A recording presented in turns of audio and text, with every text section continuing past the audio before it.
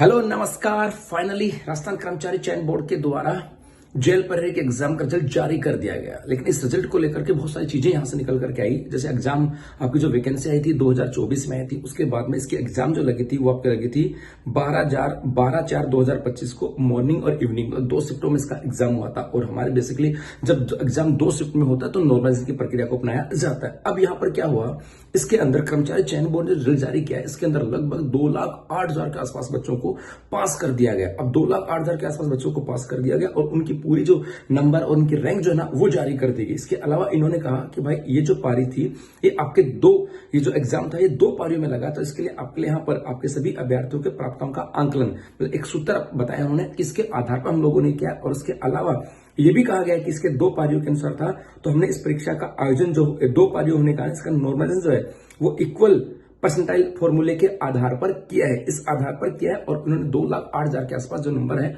वो जारी कर दिए गए। अब इसके बाद आपका होगा फिजिकल। तो बहुत सारे बच्चे सोच रहे होंगे सर इसकी मेरिट कितनी गई होगी।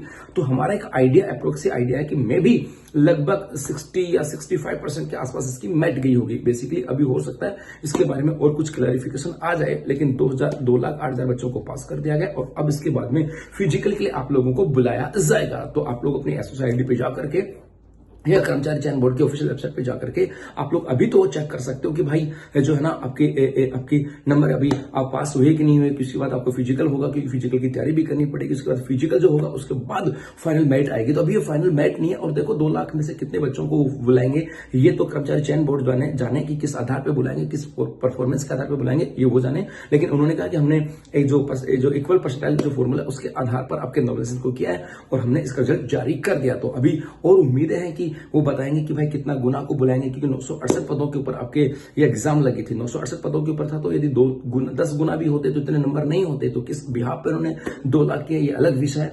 लेकिन अभी देखते हैं कर्मचारी चयन बोर्ड इसको लेकर के कुछ और भी बताता है क्या। जी धन्यवाद।